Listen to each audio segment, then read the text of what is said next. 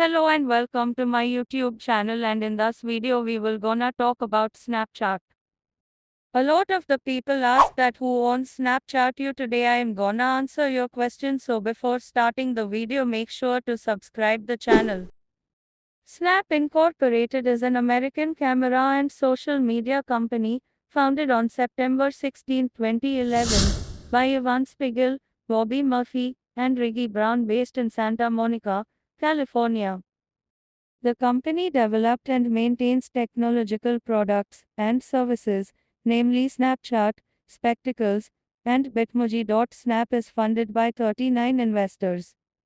Al Walid bin Talal and Tencent are the most recent investors. The rise of Snap CEO Evan Spiegel, once one of the youngest billionaires in the world.